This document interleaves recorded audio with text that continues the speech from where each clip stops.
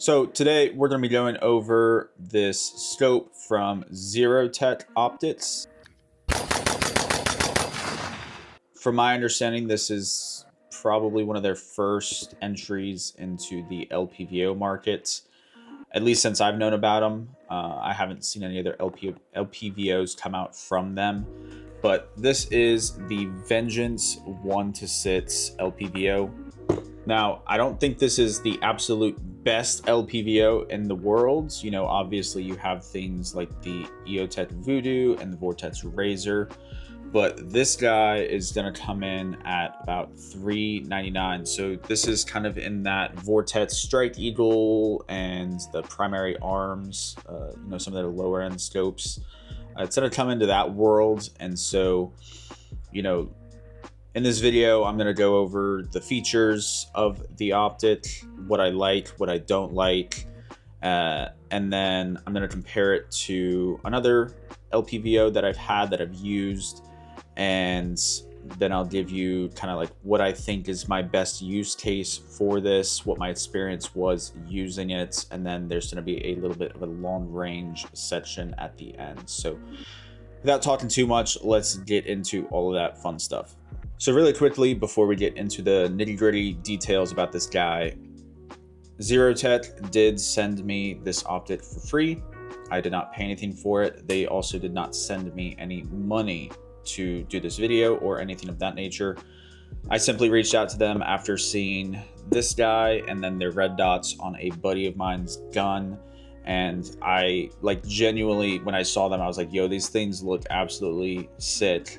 Not only aesthetically, but just the quality, the build quality, and the feature set that you get for how much they cost. I thought they were awesome. So I reached out to them, asked them if they would send them out to me for videos and testing, and they did. So that's my relationship with Zerotech.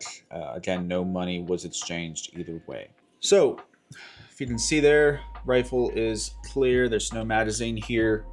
I've got it mounted here on, this is my sort of temporary competition rifle setup. It's just a Daniel Defense upper on a Radical Firearms lower, just what I had laying around. I wanted to set something up for competition purposes, and so this is what I've been running with. With that being said, the fact that it's on a competition rifle, who do I think this optic is for, and who do I think will get a lot of value out of this optic? Obviously, being that it is currently on my competition rifle, I think if you are getting into competition shooting and you need a scope with a little bit more power to it for some longer range targets, I think this will be a good option to look at. And then obviously, somebody who maybe is just a hobby shooter and you want to start getting into some longer range stuff, but you don't want to spend $2,500 on a crazy powerful scope that will work good, obviously, but maybe you're just not trying to spend that much money. I think this is also probably a good option for you. And then I can't say definitively if this would be a quote-unquote duty quality optic, because there's not a lot of really good ways to test something like this in a duty setting, in my opinion. But so far, from what I've experienced with it, I don't see any problems with it being used in that sort of a context. So take that as you will. Now, my initial impressions on this guy, I have a lot of stuff that I really like about it. There's only a couple things that I don't really like too much, but those things that I don't like are fairly minor in my opinion, and therefore I'm going to continue to use it in my competitions and stuff like that. With that being said, what kind of features does this thing offer? So it is obviously a 1 to 6 variable power optic with a second focal plane reticle. Now, one quick note with second focal plane versus first focal plane. If you're not familiar, second focal plane, when you zoom the optic in, the reticle stays the same size, and typically the reticle is calibrated to be used at the 6 power, or rather whatever the max power is, because they make some second focal plane in 8 power and even 10 power I've seen. So typically the reticle is meant to be used at the highest magnification level. And then a first focal plane, when you zoom in, the reticle actually grows bigger, and you can actually use that, the holdovers and stuff at any magnification setting. Now, the reticle is a RAR reticle, is what they call it. I believe it's proprietary to them. It's got the center dot with a sort of, it's not a half moon over the top, but you know, I'll have the picture overlaid. It's got the windage holds and elevation holds down to, I believe it's 24 MOA, if I'm not mistaken. It'll be up on the screen, you'll see it. The only thing about the reticle that I don't like is the numbers that are on the vertical holdovers. They're just a little small. Like if I'm focused on them and I'm like looking directly at them when I'm looking through the scope, I can make out what they say. But it's just the fact that I actually have to focus on them is kind of a downside about it for me. With that being said, you know, getting ahead of myself a little bit to the long range section, I wasn't having a hard time making hits out to 500 pretty much at all. So the reticle functions, it's good. I wish those numbers were just a little bit bigger. Now, the glass in this guy is super clear. That's kind of another benefit of having a second focal plane, is you can get clearer glass at a cheaper price point. So the glass is super clear. There's not any sort of weird fisheye when you're on the 1 power setting. Side note on that, the 1 power is not a true 1 power. It's like that with a lot of LPVOs. It is just slightly zoomed in, but it's not super pronounced. It's not like a crazy zoom in. And then even on the 6 power, again, getting ahead of myself a little bit, when I was on the long range, I had pretty much no problem seeing visually the 1,000-yard steel target that they have down there. So the glass is super clear, and I don't have any issues with the glass myself. Now, the biggest highlight of this thing for me is the eye relief. If you've never used a scope or an LPVO, I think you're gonna have no problem getting the eye relief set up properly on this thing. Like, on their site, they have it listed as 100 millimeters eye relief, which rough, you know, math on that comes out to about 3.9 inches. So for reference, I have a clean sight picture here. I'm just on the 1 power. I can have my head all the way back here before I start seeing the black start coming in, and when I move my head, I can really, you know, I really lose it. But then I can also bring it into about right here until, like, that's where I start seeing the black come in when I get too close. So you have so much movement to get your head in the right spot and have it not be an issue. I've used some LPVOs where you really have to spend a lot of time making sure that the mount is in just the right spot and the scope is in just the right spot in order to make it consistent when you come up on the gun to see through the scope. But I'm not even joking. I just threw this on here. My stock was where it already was, and I came up and it was already good. And I could even, if I wanted to, move this in closer and it wouldn't really affect it. So the eye relief is super good on this thing. I think that's a big highlight of this optic.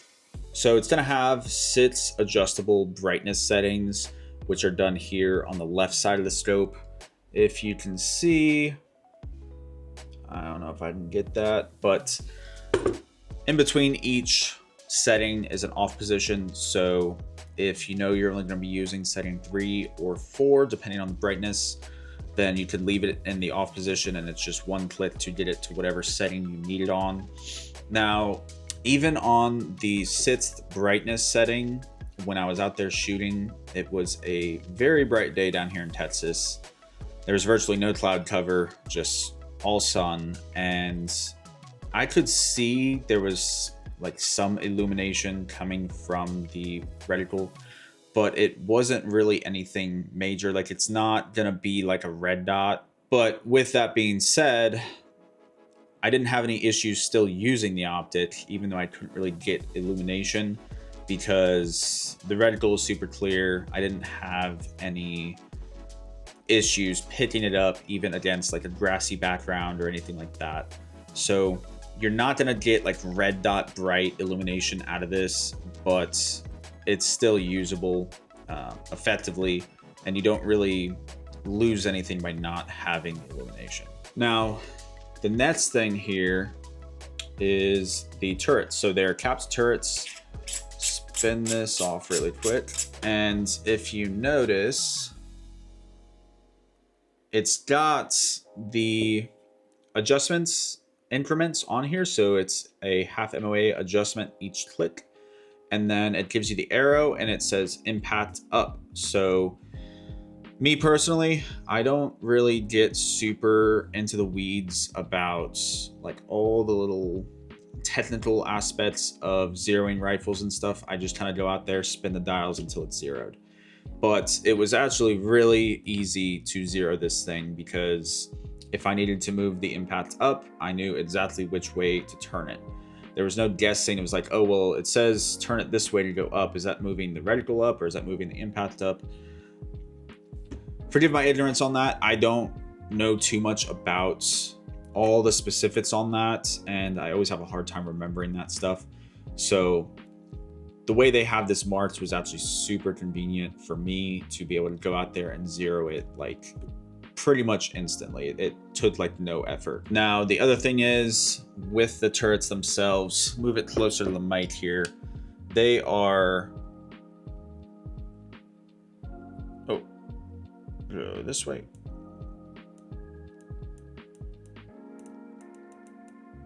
They are, I don't know if that picks up on the audio, but they are very clicky, very tactile when you spin them, and very audible. So there's no real smush when you're turning them. You know exactly how many clicks you went, and you can very quickly, if you're gonna dial up and down for your holds, you can very quickly dial up, get your holds, and then when you want to return it to zero, you can just dial it back down and it's not an issue. And then also, obviously, when you do zero the optic, you can undo that little screw there, rotate it back to zero, push it back down in, screw it back in, and that way it's very easy to dial up, take shots, and then dial it back down to zero. Now, really quickly, I want to just do a quick comparison of those specific features that I talked about to this Vortex Strike Eagle. This is also a 1:6 second focal plane optic. So I should have footage playing that compares the glass at both the 1 setting and the 6 setting. Now, I don't know if it's because of the glass or what causes this, but when I have used the Vortex in the past, I noticed that the reticle would come in and out of focus very easily when I was looking through it. I don't know all the technical stuff behind that. I don't know if that's because of the glass or the way that the diopter's set up or anything like that. But in terms of clarity, the glass is good on the Vortex. I mean, Vortex has always had really good glass, and there's really not much of a discernible difference between the Zerotech and the Vortex. Now, the biggest thing that I would say about the Vortex compared to the Zerotech is with the turrets. You know, I had just said how clicky and tactile the turrets were on the Zerotech compared to, let me see if I can get the audio. So they are very audible. Like, you can very clearly hear the click. It's definitely louder than the Zerotech.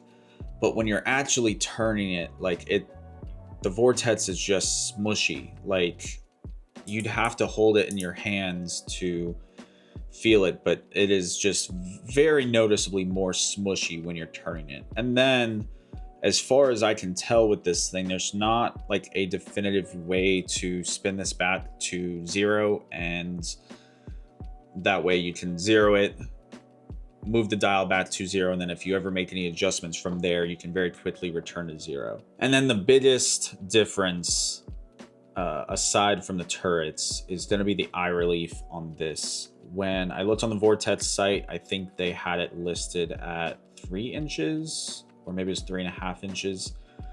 But, you know, that doesn't sound like a lot on paper, but when you're actually behind this, man, like, you really, this is what I was talking about when you have to get it set up properly. Like, you really have to make sure that this is in the perfect position on your rifle. And then even then, like, there was times when I'd be using this and I'd really have to like move my head around on the stock in order to get the eye relief set up properly. So I think, you know, comparing these two specifically to each other, I think this one is actually a little bit more expensive. I think this is $4.99, and then the Zerotech obviously at $3.99. Like, I think there's just a lot more benefits with the Zerotech compared to the Vortex that would make me want to go with the Zerotech over the Vortex. So how am I currently using this optic, and how do I plan on using this optic going forward? So like I've said, this is my competition rifle. I will be continuing to use this on this rifle in a competition setting for the foreseeable future. I really don't feel like spending $2,500 on something, you know, higher end,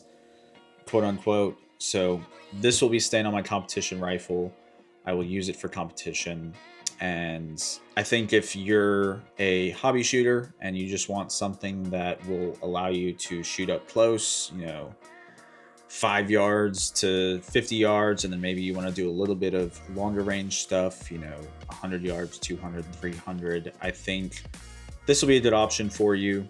You'll very clearly be able to see your targets, and the holdovers were fairly easy to use.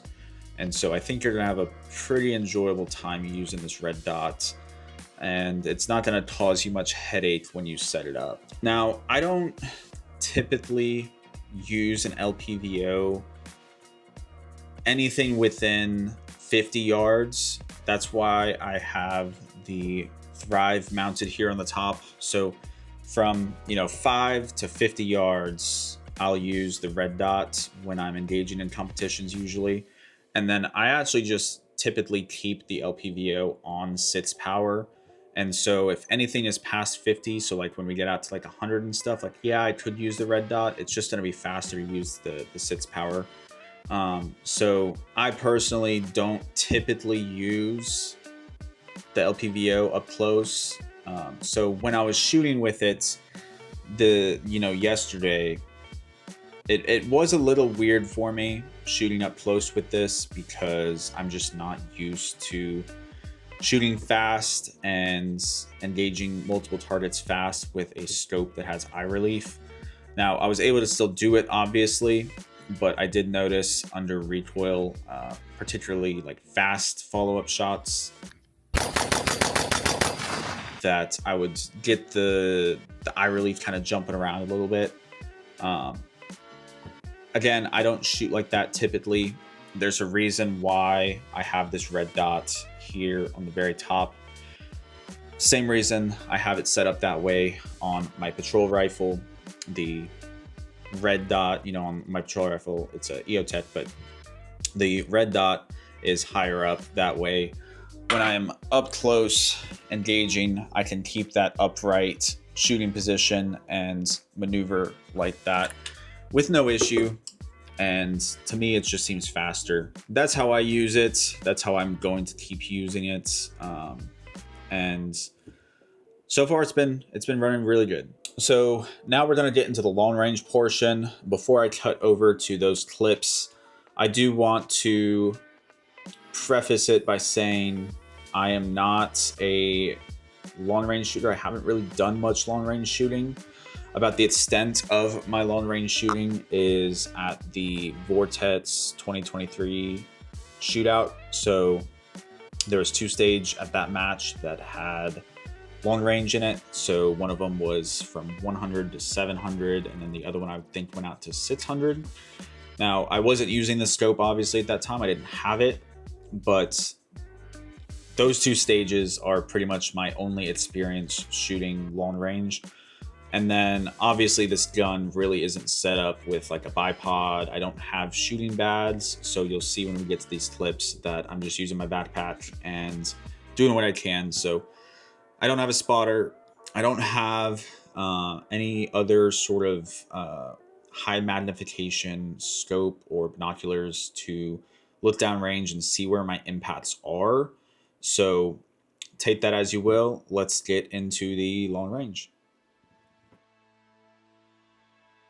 Okay, so I have the Vengeance zeroed at 100. So 100 point of aim, point of impact. I'll just demonstrate that really quick.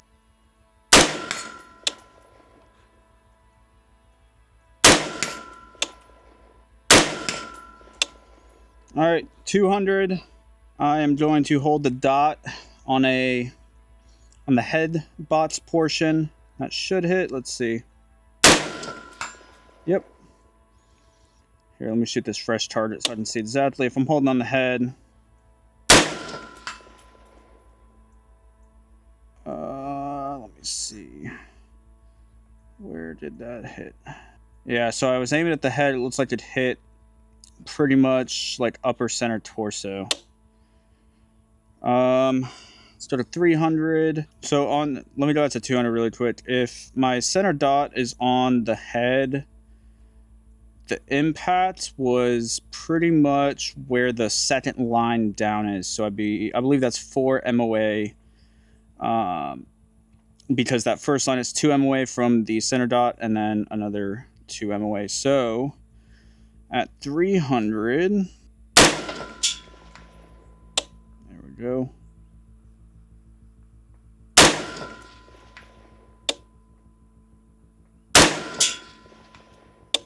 Okay, so basically it's hitting at the 8 MOA marker.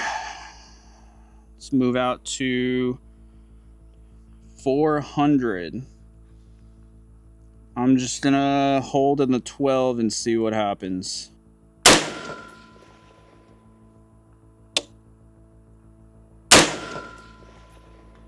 Okay, so it's actually the 10.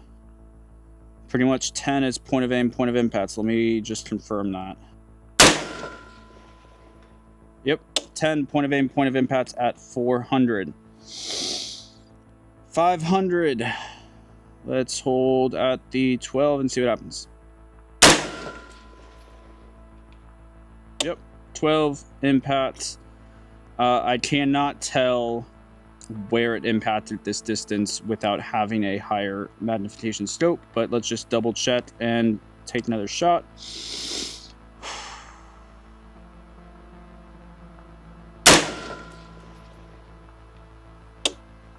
Yeah, I'm pretty sure that hit.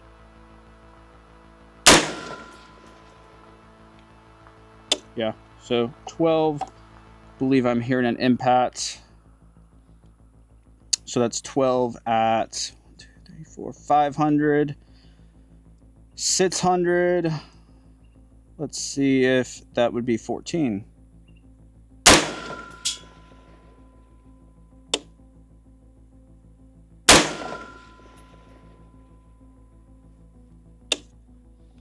Yeah. So it sits. I cannot tell pretty much at all where I'm hitting. So with that being said, I can see the target. It's clear. There's not any sort of like fuzziness to it at all. But without a spotter and, you know, just a higher power scope, I can't tell where my impacts are at 600. At 500, I couldn't tell when I missed where they were, but when I eventually did hit, I could see the impact on the white silhouette. So take that for what it is. I think if I had a spotter out here that could call my shots and tell me where I'm hitting, I think 100% the scope is capable of doing that. I think it's just my skill level that is holding the scope back at this point, because I can see the 1,000-yard target, and when I overlay the reticle on top, if I knew where I was hitting and I knew all the ballistic stuff, I feel pretty confident that I could hit at 1,000 in good conditions. But with the way it is now, no spotter, none of that fun stuff. I pretty much tapped out at 500 is where I was able to get good, consistent hits. So in closing, I think this is a really good option for that, cheaper price point LPVO market. I can't definitively say if it's the best option, just because I haven't been able to get behind like all the different types of LPVOs that are on the market currently that are in that, sub $500 price range. My experience with LPVOs is the Vengeance, the Strike Eagle, and then I used a Primary Arms Platinum at Vortex, the Vortex match. So obviously the Primary Arms is a much more expensive scope, so I can't compare that at all. But from my experience, I think the optic is super easy to use. The eye relief is very forgiving. The glass is super clear. The turrets are a bid plus, very tactile, very audible, very clicky.